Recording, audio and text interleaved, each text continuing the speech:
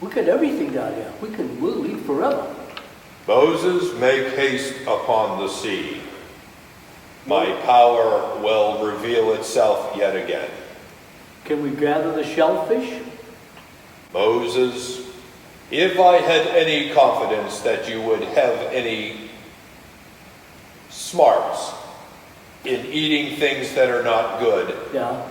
I would say yes. There's oysters down here. I shall say, no, do not eat of the shellfish. Oh, but oysters, you know, you want the tribe to get larger. We have the oysters. I know the good ones tickle on the way down, but no, Moses, no. You are to make haste so that you may be safe. Okay, we can pick them up while we're running. Moses. All right.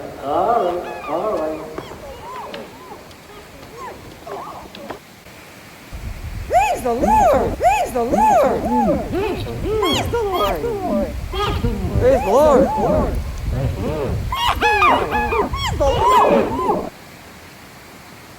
Army approaching. You have gotten all the Israelites onto the safe land. True. They're still coming. They can run across the sand just as fast as we can, and they've got chariots and horses. We're on foot. Moses, you have crossed the sea. Moses, you will again behold my power. I want you to face Pharaoh's army. Raise thy staff, and my power will work through you. The ocean closed up. Moses, you shall now go into the desert and find a mountain that will become evident to you, where you and I shall have a conversation. Yes, my Lord. Okay, so I'm looking around for this mountain, and apparently this is it. It's a beautiful mountain. So now what, Lord? What do I do now? Moses, I shall put my rules in writing to show you my honest love and care for my people. Behold the formation of the first tablet. My first commandment.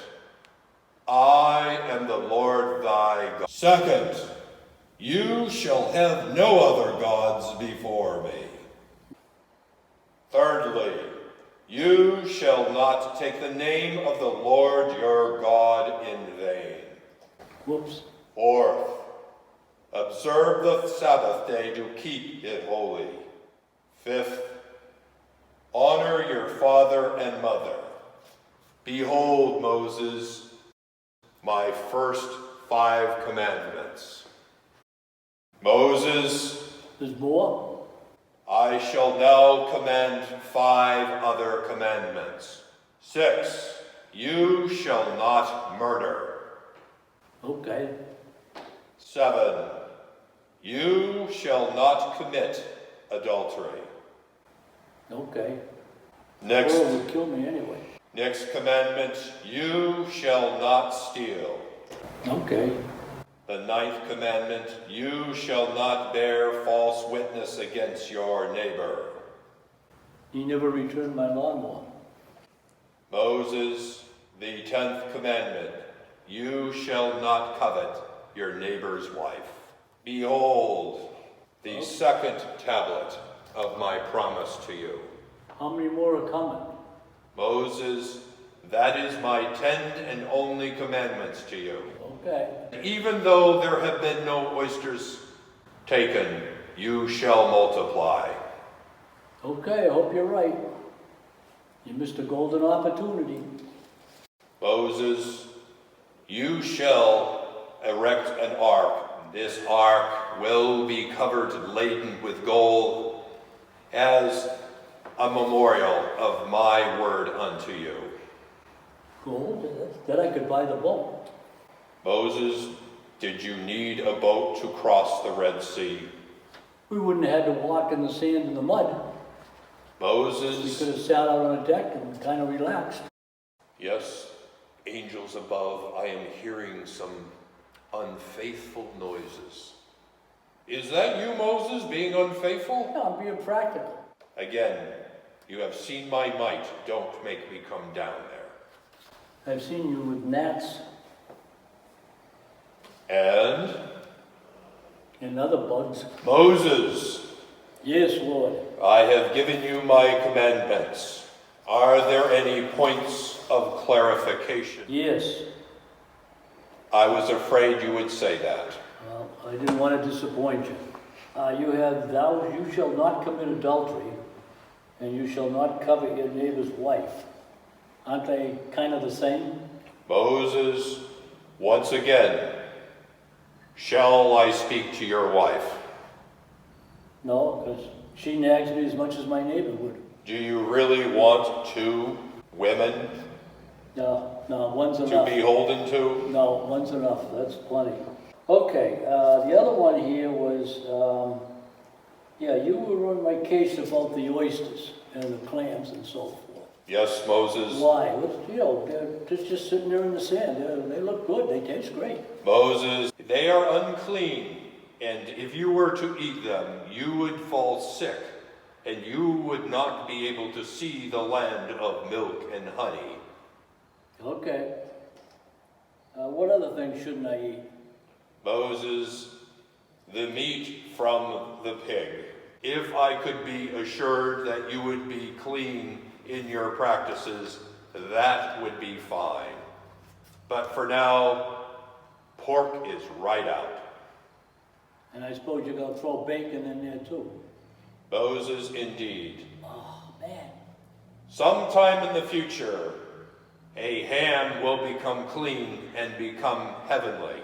Well, okay, you also have in here observe the Sabbath day and keep it holy. If we keep it holy, how holy, can we have football? Okay, because the football is pigskin. Moses, I have foreseen that. Oh, all right. Okay, everything else looks, you shall not steal. Well, that's going to creep up in the politicians a little bit, but they'll have to deal with it.